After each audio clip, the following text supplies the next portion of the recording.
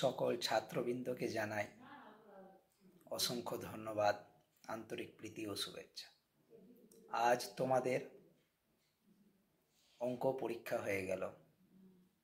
হয়তো শোনা যাচ্ছে যে অনেকের অঙ্ক পরীক্ষা বোধহয় খারাপও হয়ে গেছে, কিন্তু সেটা নিয়ে চিন্তা করো না, কারণ চিন্তা করলে আরও সামনের পরীক্ষা, যে ইতিহাস পরীক্ষা আছে সোমবার, সেটা আরও খারাপ হবার সম্ভাবনা। তাই তোমরা সেটা চিন্তা না করে ইতিহাস বিষয়ের ভালো করে পড়ে সেই নম্বরগুলো ক্যারি করতে পারো বা অনেক নম্বর এগিয়ে নিয়ে যেতে পারো। আচ্ছা, তাই ইতিহাস বিষয় নিয়ে আমি আলোচনা করব, যেগুলো কোশ্চেন আসার সম্ভাবনা প্রবল। প্রথমেই আসি, প্রথম অধ্যায় 4 মার্কের। 1 নম্বরে রেখেছি নারী ইতিহাস চর্চার যে গুরুত্ব, অবশ্যই ভালো করে পড়বে। বিপিনচন্দ্র পালের 70 বৎসরের গুরুত্ব, জীবনের ঝরাপাতার গুরুত্ব, সোমপ্রকাশ পত্রিকা, নতুন সামাজিক ইতিহাস চর্চা, সরকারি নথিপত্র, সাময়িক পত্র, সংবাদপত্র, বা এইভাবেও কোশ্চেন আসতে পারে, সরকারি নথিপত্র ও সাময়িক পত্রের পার্থক্য কী। দ্বিতীয় অধ্যায় চলে যাব। দ্বিতীয় অধ্যায় থেকে শ্রীরামকৃষ্ণের সর্বধর্ম সমন্বয়ের আদর্শ। মনে রাখবে, শ্রীরামকৃষ্ণ ওই কথাটা অবশ্যই উল্লেখ করবে, যত মত তত পথ। 2 নম্বরে রেখেছি চিকিৎসাবিদ্যায় কলকাতা মেডিকেল কলেজের ভূমিকা। কলকাতা মেডিকেল কলেজ লিখতে গিয়ে অবশ্যই প্রতিষ্ঠাকাল উল্লেখ করবে 1835। আচ্ছা, 3 নম্বরে হুতুম প্যাঁচার নকশা গ্রন্থে 19 শতকের বাংলা। আর হুতুম প্যাঁচার নকশা জানো, কালীপ্রসন্ন সিংয়ের লেখা। 4 নম্বরে লেখো নারী শিক্ষা প্রসারে ঈশ্বরচন্দ্র বিদ্যাসাগরের অবদান। আর ঈশ্বরচন্দ্র বিদ্যাসাগরের অবদান লিখতে গিয়ে অবশ্যই নারীর শিক্ষা প্রসারে অবশ্য বিধবা বিবাহ যে উল্লেখ অবশ্যই করবে। আর বিভিন্ন যে নারীদের জন্য বিভিন্ন স্কুল বিদ্যালয়গুলো স্থাপন করেছিল। আচ্ছা, আর সালটা অবশ্যই দিবে 1856। পাশ্চাত্য শিক্ষা বিস্তারে রামমোহন রায়, যখন রামমোহন রায় লিখবে, তখন যে রামমোহন রায়ের যে ব্রাহ্ম সমাজ, সতীদাহ প্রথা অবশ্যই উল্লেখ করবে। 6 নম্বরে গ্রাম বার্তা প্রকাশিকার বিষয়বস্তু। 7 নম্বরে নারী শিক্ষা বিস্তারে রাধাকান্ত দেব। 8 নম্বরে হিন্দু প্যাট্রিয়টের ভূমিকা। হিন্দু প্যাট্রিয়ট জানো, প্রথম ছিল গিরিশচন্দ্র ঘোষ সভাপতি, তারপরে দ্বিতীয় সম্পাদক হরিশ্চন্দ্র মুখোপাধ্যায়। আচ্ছা, 4 মার্কে বলা হলো। 8 মার্কের সতীদাহ প্রথা বা রাজা রামমোহন রায়, যেটা একবার 8 মার্কের জন্য পড়ে নিবে, তাতে 4 মার্কের আর পড়ার দরকার নাই। 8 মার্কে পড়লে ওখান থেকেই 4 মার্ক হয়ে যাবে, অথবা 4 মার্কের প্রশ্ন 8 মার্কে আসতে পারে, 8 মার্কের প্রশ্ন 4 মার্কে আসতে পারে। প্রাচ্যবাদী ও পাশ্চাত্যবাদী সম্বন্ধে 3 নম্বর রেখেছি ব্রাহ্ম সমাজের ভূমিকায়। 3টি 8 মার্কের কোশ্চেন বললাম দ্বিতীয় অধ্যায় থেকে। প্রথম অধ্যায় থেকে কোনো 8 মার্কের কোশ্চেন আসবে না, প্রথম আর শেষ 8ম অধ্যায় থেকে। তাই প্রথম অধ্যায় থেকে 1, 2 আর 4 মার্ক চলে আসে। তৃতীয় অধ্যায়ে চলে যাও, 4 মার্কে অরণ্য আইন সম্বন্ধে লেখো 1 নম্বরে। 2 নম্বরে বিদ্রোহ, অভ্যুত্থান ও বিপ্লব সম্বন্ধে লেখো। 3 নম্বর বারাসাত বিদ্রোহের পরিচয় দাও। বারাসাত বিদ্রোহ, ওই যে তিতুমিরের বাঁশের কেল্লার নির্মাণ, অবশ্যই উল্লেখ করবে। 8 মার্কে চলে যাও নীল বিদ্রোহ। নীল বিদ্রোহের সম্বন্ধে, নীল বিদ্রোহের যে নেতা বিষ্ণুচরণ বিশ্বাস, দিগম্বর বিশ্বাস, এছাড়াও নীল বিদ্রোহের কাহিনী যে আনন্দমঠ উপন্যাস, অবশ্যই উল্লেখ করবে। আচ্ছা, 2 নম্বরে সাঁওতাল বিদ্রোহ। সাঁওতাল বিদ্রোহ, ওই যে সিধু কানু, চাঁদ ভৈরব ছিল, সব ভাইয়েরা। সাল অবশ্যই উল্লেখ করবে 1855। 3 নম্বরে সন্ন্যাসী ও ফকির বিদ্রোহ সম্বন্ধে যখন লিখবে, আমাদের যে মালদা ডিস্ট্রিক্টের যে নেতা ছিলেন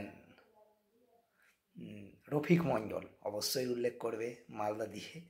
আচ্ছা, চলে যাও 4র্থ অধ্যায় 4 মার্ক। আনন্দমঠ উপন্যাস, তোমরা জানো আনন্দমঠ উপন্যাস বঙ্কিমচন্দ্র চট্টোপাধ্যায়ের লেখা, অবশ্যই উল্লেখ করবে। বন্দে মাতরম সঙ্গীতটি সেই উপন্যাস থেকে নেওয়া হয়েছিল। আচ্ছা, তারপরে 2 নম্বরে মহারানীর ঘোষণাপত্র। মহারানী বলতে ভিক্টোরিয়া, যে 1858 সালে যে দায়িত্বভার গ্রহণ করলেন তার সম্বন্ধে। 3 নম্বর গগনেন্দ্রনাথের ব্যঙ্গচিত্র।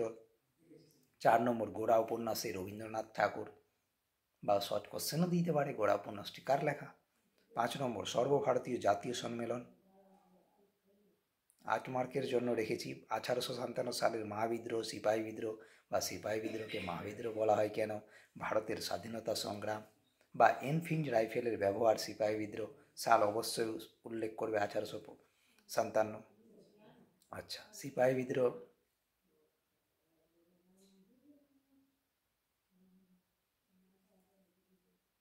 সিপাহী বিদ্রোহের যে প্রত্যক্ষ কারণ এনফিল্ড রাইফেলের ব্যবহার, গরু আর শকুরের যে চর্বি কার্তুজে যে বন্ধুকে ভরতে হতো, আর এতে যে হিন্দু মুসলমানের দাঙ্গা উল্লেখ করেছিল, প্রত্যক্ষ কারণও আসতে পারে, লিখবে।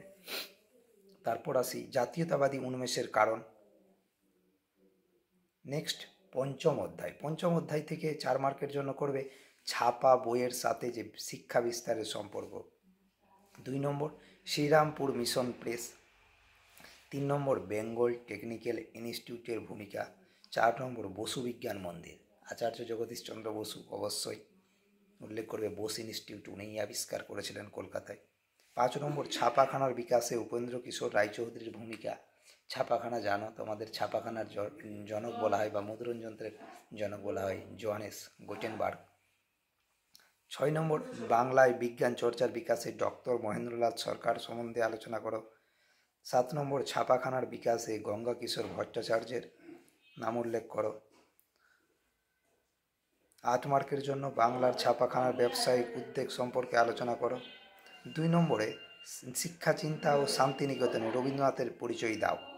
8 মার্কের জন্য দুটো রেখেছি, বাংলার ছাপাখানার ব্যবসায়িক উদ্যোগ আর শিক্ষা চিন্তা ও শান্তিনিকেতনে রবীন্দ্রনাথের পরিচয় দাও। আচ্ছা, শান্তিনিকেতন সম্বন্ধে অবশ্যই উল্লেখ করবে যখন লিখবে রবীন্দ্রনাথের, যে শান্তিনিকেতন বীরভূমের বোলপুরে অবস্থিত, 1921 সালে যে প্রতিষ্ঠা করেছিলেন। আচ্ছা, পঞ্চম অধ্যায় হয়ে গেল। নেক্সট আসো ষষ্ঠ অধ্যায়। 4 মার্কের জন্য রেখেছি বারদৌলি সত্যাগ্রহ, সর্দার বল্লভভাই প্যাটেল। যদিও এটা বড় প্রশ্নতে 4 মার্কে চলে এসছে, তবুও বারদৌলি সত্যাগ্রহ থেকে শর্ট কোশ্চেন ধরে নাও আসবে, অনেক সময় রিপিটও হয়ে যায় কোশ্চেন। আচ্ছা, তোমরা জানো সর্দার বল্লভভাই প্যাটেলের 182 মিটার মূর্তি গুজরাটের নর্মদা নদীর তীরে অবস্থিত, অবশ্যই উল্লেখ করবে। আর তাকে আবার লৌহ মানব পুরুষ বলা হয়, শর্ট কোশ্চেনেও আসতে পারে। 2 নম্বরে মিরাট ষড়যন্ত্র মামলা। 3 নম্বরে বঙ্গভঙ্গ বিরোধী আন্দোলনে শ্রমিক শ্রেণীর ভূমিকা কী ছিল। তোমরা জানো বঙ্গভঙ্গ 1905 সালে লর্ড কার্জনের আমলে শুরু হয়েছিল, আর বঙ্গভঙ্গ রোধ হয়েছিল 1911 সালে, অবশ্যই উল্লেখ করবে। 4 নম্বরে ওয়ার্কস অ্যান্ড প্রেজেন্ট পার্টির ভূমিকা 1920 দশকে। 5 নম্বর আইন অমান্য আন্দোলনের শ্রমিক শ্রেণী। আইন অমান্য আন্দোলন জানো, যে আইন অমান্য আন্দোলন, ভারত ছাড়ো আন্দোলন, অহিংস অসহযোগ আন্দোলন, ডান্ডি অভিযান, এগুলো সব গান্ধীজির সম্বন্ধে। 8 মার্কে রেখেছি ষষ্ঠ অধ্যায় থেকে ভারত ছাড়ো আন্দোলনে শ্রমিক শ্রেণীর ভূমিকা। জানো 1942 সালের 6ই আগস্ট থেকে 9ই আগস্ট, 6ই আগস্ট না কত আগস্ট যেন ভারত ছাড়ো আন্দোলন হয়েছিল, অবশ্যই পড়বে।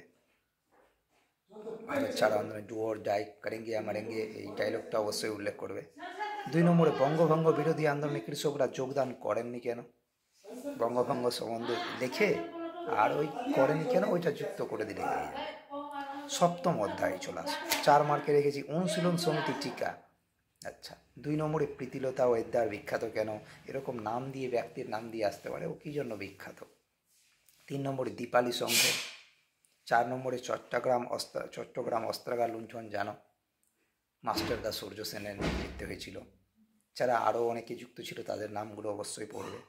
5 নম্বরে অ্যান্টি সার্কুলার সোসাইটি। 8 নম্বরের জন্য রেখেছি যেটা মারাত্মক ভেবেলাও চলে এসছে তোমাদের, আমার যদিও কোশ্চেন আমি করছি না, তবে আসার এটা প্রবল। আচ্ছা, ভারতে দলিত আন্দোলনে গান্ধীজি আর আম্বেদকরের মধ্যে যে বিতর্ক। আচ্ছা, আম্বেদকর তো মনে জানো ভারতের সংবিধানের জনক ছিলেন ইনি। আচ্ছা, তাদের মধ্যে যে বিতর্ক আলোচনা করো সেটা অবশ্যই ভালো করে পড়বে। 2 নম্বরে সশস্ত্র বিপ্লবী আন্দোলনে নারীদের ভূমিকা, এটাও ইম্পর্টেন্ট। 3 নম্বরে বঙ্গভঙ্গ বিরোধী আন্দোলনে নারী সমাজের ভূমিকা। আচ্ছা, নেক্সট আসো অষ্টম অধ্যায়। অষ্টম অধ্যায়ে জুনাগড় রাজ্যটি কিভাবে ভারতভুক্ত হয়। এছাড়া তার থেকেও বেশি গুরুত্বপূর্ণ হায়দ্রাবাদ রাজ্যটি কিভাবে ভারতভুক্ত হয়, তার থেকেও বেশি গুরুত্বপূর্ণ কাশ্মীর রাজ্যটি কিভাবে ভারতভুক্ত হয়েছিল। আচ্ছা, 4 নম্বরে রেখেছি উদ্বাস্তু সমস্যা বা দেশভাগ বা দেশত্যাগ সম্বন্ধে যা জানো লেখো। উদ্বাস্তু সমস্যা কোশ্চেনটা ঘুরিয়েও আসতে পারে, উদ্বাস্তু দিয়ে দিতে পারে, বা দেশভাগ বা দেশত্যাগ সম্বন্ধে যা জানো লেখো। আমার অভিজ্ঞতার ওপর যতটুকু পারলাম তোমাদের জন্য করলাম। এছাড়াও তোমাদের যে স্কুলের বা প্রাইভেট টিউটর রয়েছে, ওনারা যা যা ইতিহাসের জন্য বলেছেন অবশ্যই করবে। আশা করি আমার প্রশ্ন ওনাদের প্রশ্ন কিছু কিছু অবশ্যই মিল হবে, তোমরা হয়তো পড়লে ঠিকই বুঝতে পারবে। আচ্ছা, তাহলে তোমরা ভালো করে পরীক্ষা দাও। আর ম্যাপের জন্য যেটা বলছিলাম, ম্যাপের জন্য কিছু বলে দিই। যেসব বিদ্রোহের এলাকা আছে, যেমন সন্ন্যাসী বিদ্রোহের এলাকা, বারাসাত বিদ্রোহের এলাকা, তারপর সাঁওতাল বিদ্রোহের এলাকা, কোল বিদ্রোহের এলাকা, সিপাহী বিদ্রোহের এলাকা, এইসব অবশ্যই করবে। এছাড়াও যে পুনর্গঠিত রাজ্য কেরল, অন্ধ্রপ্রদেশ, ভাষার ভিত্তিতে রাজ্য, এগুলো অবশ্যই করবে। তবুও আমি কিছু কিছু বলে দিচ্ছি ম্যাপের জন্য।